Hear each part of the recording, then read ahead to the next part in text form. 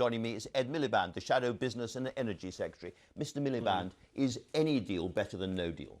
We need a deal. Under all circumstances. We absolutely need a deal. Look, let's take a step back here, Andrew. We're in the worst economic crisis for 300 years. We are 18 days from the end of the transition period. What do we know about no deal? We know it would slap tariffs on our car producers. We know it would slap massive tariffs on our farmers and would be a disaster for them. It would inhibit the fight against terrorism. Our request of the Prime Minister is very simple. Stand up for the national interest. Don't stand up, let me make this point, to people in your party who have always wanted no deal, wrongly in my view. Stand up for the national interest today, which demands you get the deal that you promised us was oven ready at the election. To get a deal, you know very well that Britain has to give way on its territorial fishing waters. Would you accept that? Would both sides have to compromise? I don't accept that. So but both sides, it's going to be give and take on both sides. And of course, but I'm asking you about the specific things the British government would have to accept. Let me come to that. We've got to be tough in relation to fish. We've got to get the best deal we possibly can for our fishing fleets. Absolutely we do. But let me make this point to you. Our fishing fleets rely on selling the vast... Absolutely. No, let me make the point. The vast majority of our stocks to overseas and particularly into the EU market. It will be a disaster for them to have no deal. So yes, let's get a tough deal. Let's be tough in relation to fish, but let's get a deal. So would you accept being tied to the single market in perpetuity in order to get a deal today? I don't accept that portrayal. Well, that's exactly what's going on in the negotiations. No, it isn't. That is the so-called ratchet clause. No, it isn't. Let me explain what's going on. In any trade deal, there is a balance between access to markets and maintaining minimum standards, right? Yes. I want us to have high minimum standards on workers' rights, on environmental standards. What do we have to fear from high workers' rights and environmental standards? So I'm sorry, I'm letting you make lots and lots of points. That's the point. That's the point of the interview, of course. You would accept the EU's demands on the so-called ratchet clauses. You would accept that if Britain diverges from the EU on regulations, on rules going forward, there could be fast punitive tariffs to publish. No, I think there is. Well, that is the proposal. Well, we don't exactly know what the proposal is, but what I think is this. But if that's it, hang on. What I think is this, which is that we should maintain high standards into the future, and we might have higher standards than the EU in relation to environmental and workers' rights, right? And what would that mean? They might try and unfairly compete against us. But so there's a negotiation to be had on that. But let me just make this point to you.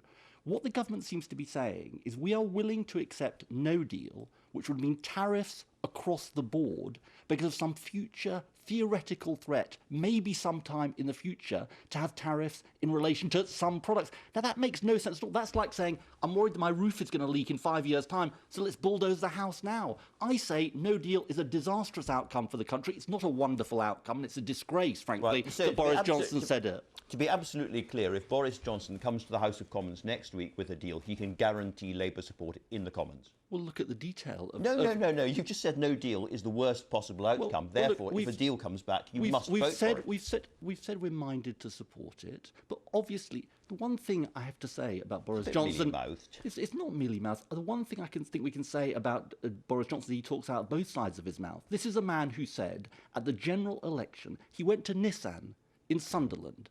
Very sensitive in relation to no deal because they say their presence might be unsustainable here. He said he had a deal ready to go to protect our supply chains. This nonsense that the oven ready was only in relation to the withdrawal agreement, it's absolute nonsense. He's been cavalier. This is a man who is cavalier with our national interest.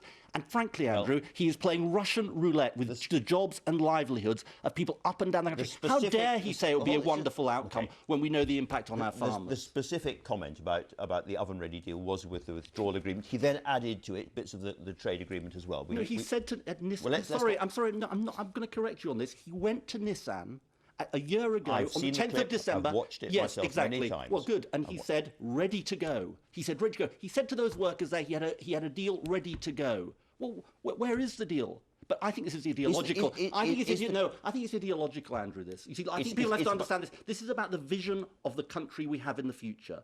Do we want a country with high standards on the environment, high standards on workers' rights, or do we want a country where we race to the bottom, where we try and deregulate our way to economic success? It's about the vision of Britain, this. It's in the end about what vision you have of the country. I say we don't deregulate our way to economic success. Well, I say that I have not heard anybody suggest that we should deregulate our way to economic success, that we should scrap workers' standards, that we should scrap environmental standards. I don't hear that from anybody at all. What I'm asking you fundamentally... Why are they so scared of high standards then? Why are they willing to blow up... Why are they willing to blow up jobs and livelihoods? If they're not worried about that and they don't want that, why are they willing to blow up jobs and livelihoods of people? We need to get some answers here. We are at a moment... Well, I am giving you an answer. No, you're giving me a speech, which is your right, but I'm looking for an answer. We are at a moment when there is a genuine difficulty about what has to be given over to get a deal right now. Sure. I'm asking you, would Labour accept a certain loss of British sovereignty today to get a deal? I don't accept the point. I don't accept the point about sovereignty. You're taking their frame. Look, Mrs. Thatcher said this, believe it or not, in 1961, which is that in relation to sovereignty, you go into a trade deal. By going into a trade deal, you get gains and you accept obligations. That happens in the WTO.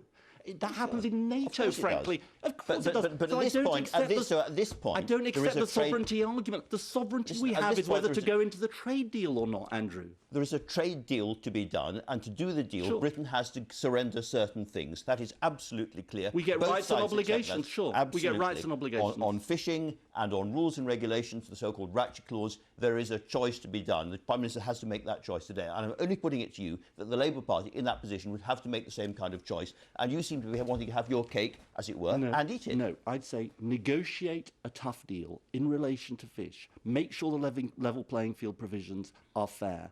But for goodness sake, because you have a vision of Britain of deregulating your way to economic success, don't cause terrible damage to the fight against crime and terrorism. By the way, no deal's not an end point, Andrew. This is the thing. We'll go through all the pain, all the economic anguish. It's not a long-term sustainable position to have tariffs with our biggest market. We're going to have to go back into the negotiations. And then where will we be? We'll be in a weaker position. It makes no sense. By the way, that's why I hope and you know, the rational side of me says there will be a deal because the Prime Minister is not a wholly irrational man. He must see that it's in our national interest. He's just got to stand up to a small bunch of people in his party whose fantasy has always been to have no deal. This is the argument of the last 4 years since the referendum. That's what he's got to do. That's the national interest. Well, he has been trying for a deal, and so far it looks like it's not going to happen. But for now, anyway, Ed Miliband, thanks very much indeed for joining us. This week, the government started rolling